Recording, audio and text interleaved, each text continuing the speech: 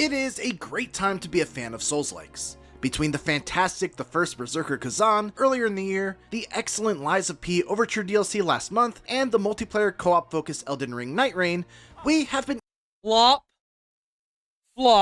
Haven't played Overture.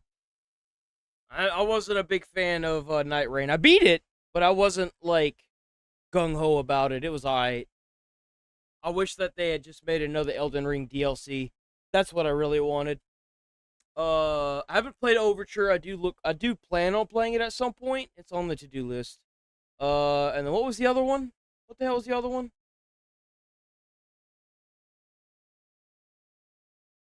Oh, Kazan was fucking stupid. I don't know who the fuck did the ranking system for that shit, but most people didn't even get past the Gecko boss. Like, it is a great time to be a fan of Souls-likes. Between the fantastic The First Berserker Kazan earlier in the year, the excellent Lies of P Overture DLC last month, and the multiplayer co-op focused Elden Ring Night Rain, we have been eating well in 2025. And you can add Wuchang Fallen Feathers as yet another course in that meal.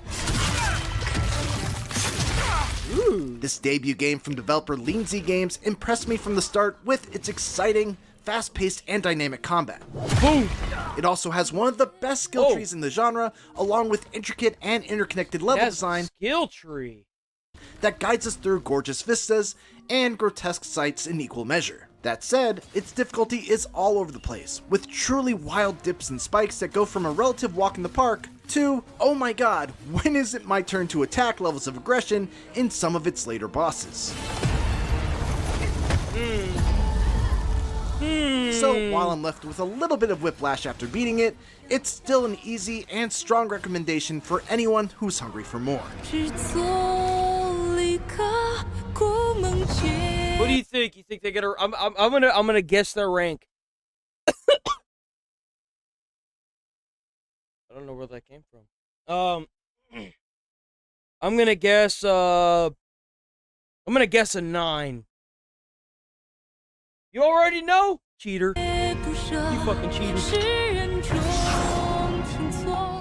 In typical Souls-like fashion, Wuchang expects you to do the heavy lifting when it comes to piecing together its story and lore, but it's not handled quite as elegantly as a FromSoft game or something like Lies of P. I was actually on board for the intriguing opening, which shows our titular, mostly silent hero awaken in a cave to discover that she has a disease that robs those afflicted of their memories and gradually turns them into hideous monsters. What starts as a personal journey to discover who she is and cure her affliction before she mutates into a nasty bird beast turns into a descent into dark fantasy as the mysteries of the disease, known as the feathering, start to come to light and you do battle with those transfigured by its effects.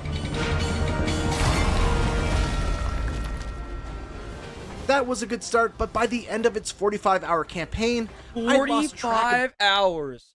Holy shit. the many characters that pop up, say a few lines of dialogue, and then disappear for 10 or so hours until they pop up again in a completely new location. People kept on referencing names I had never heard of before, making it really hard for me to follow the conversation. Lore fiends who enjoy digging into weapon and item descriptions for clues might get more out of the story than I did, but playing through it the same way I have many other games meant its big revelations largely fell flat. Keep in mind really? that I shall hound you to the very gates of hell if you disrupt my plans.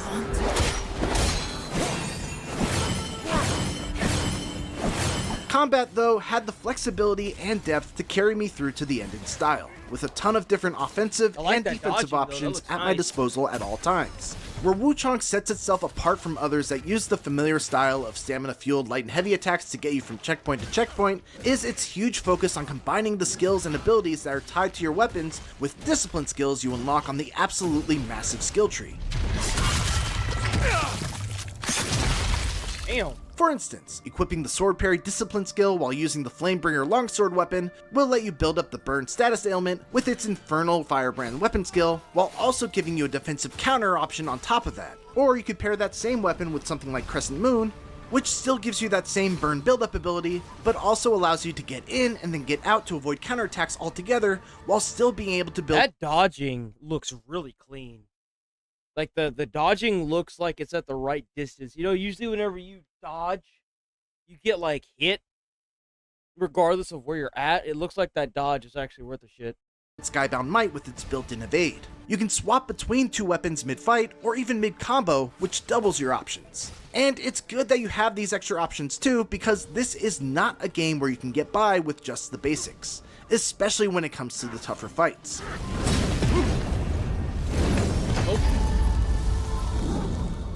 Powering your skills and spells hinges on generating a resource known as Skyborn Might, which is gained mostly by perfectly dodging enemy attacks at the last instant, but can also be gained in certain weapon-specific ways, such as landing the 4th hit of a light combo string with the axe, the 2nd hit of a light combo string with the longsword, clashing weapons with the dual blades, or automatically over time simply by having the one-handed sword equipped. I had a blast discovering ways to incorporate both weapon and discipline skills into combat to get around limitations like stamina, since using a Skyborn Might charge often gives you a powerful attack that doesn't deplete your meter, or lets you blow through an enemy's strong defense with a poise-break inflicting mist. The flamethrower. Yo, the flamethrower it looks ridiculous. And take huge chunks out of their health in seconds. I felt like I usually had more interesting decisions to make with each level up than I do in most Souls-likes when it came to defining my build. A big part of that is how instead of boosting your preferred stat and making numbers go up each time you get enough currency to level, Wuchang uses a progression system that resembles the sphere grid from Final Fantasy X and Salt and Sanctuary. God, look at that crazy shit. It has 6 paths to go down and unlock progressively more powerful skills, with 5 of them being devoted to stat and weapon upgrades enhancing each of the different types of armaments, and the last one focusing more on universal boons, like extra healing charges, general buffs for executing certain techniques, etc. The grid is absolutely gigantic, and even 10 to 30 hours into the campaign, I was still unlocking brand new branches with new discipline skills and tons more upgrades to choose from. That's a lot, but thankfully, respecs are free, allowing you the freedom to change up your entire build with zero cost or penalty, whether to simply try out a new weapon or alter your game plan against a challenging boss. It's an excellent system that encourages experimentation while also rewarding you for having a clear idea of what kind of build you want to make. There's a fairly impressive amount of different types of enemies as well, with each area you visit packing plenty of new twisted creatures with brand new sets of attacks and skills that you'll need to learn how to adjust your build and your tactics to deal with. Everything in this game can be threatening, from the small hunchback dudes that go down in just 1 or 2 hits, but can sneak up on you with a hugely damaging grab, to the towering fiends that are almost like mini-bosses into themselves. This variety kept the action fresh throughout the whole adventure and kept me tense whenever I would venture into a new area, since I never knew what to expect around the corner. I like the item drop system as well. It's got like a shield system now. Oh! That was a trap. Are you kidding me? For the first 10 or so hours though, I didn't have to do a ton of build tweaking to breeze through most of these fights. That wasn't to say it was a walk in the park, but I've played a lot of Souls-likes in my day, and once I got the hang of dodging through the last hit of an enemy combo and charging up a heavy attack to instantly stagger them, I initially felt like I had figured Wuchang out. The deaths that I did experience mostly came from an abundance of cheap feeling gotcha moments. And if you don't want some minor enemy jump scares spoiled for you, please skip the next 30-ish or so seconds of this video, starting now. Like, pots that aren't really pots.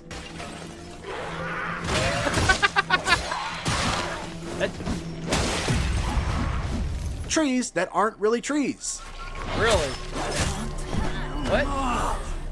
And shrines that aren't really shrines. What? To be fair, lots of Souls-likes have moments like these, but in Wuchang, it happens with such frequency that it felt like I was constantly getting pranked by the developers, and at a certain point that joke gets old. Other than that, it was mostly smooth sailing until I came across a boss called Commander Honglan. She wasn't so much of a difficulty spike because that implies some degree of an incline or ramp up, as she was like running into a brick wall. She took me about 2 hours to beat, and while I still came out on the other side of that fight having mostly enjoyed the intensity of it, Honglan serves as a non-spoilery encapsulation of what I don't like about several of Wuchang's later boss fights. The biggest issue is that the punishment window for correctly and precisely dodging most of their attacks is super tight, which takes away from the satisfaction of actually being able to dodge a huge sequence of swings. Like, if you watch this clip, I am on defense for a full 30 seconds before I'm able to punish this boss. Granted, I missed one opportunity, but it just goes to show how fleeting these opportunities can be. Compare that to games like Sekiro or Kazan. where you're damaging the boss's posture bar every time you precisely block an attack, getting closer to being able to do a damaging critical hit once you completely drain it. There's no such satisfying mid-fight progress here, because perfect dodges just give you Skyborn Might charges, which you still need to find an opening to be able to use. Wuchang does have a posture meter on enemies, but it only increases when you land hits and decreases after a time if you don't, which makes it extremely difficult to get that reward for nuanced aggression when your opportunities to deal damage are so minimal. Not every boss fight after Honglan is like this, but the ones that are feel very drawn out to a degree that diminishes their fun. That was the problem that I had with Kazan.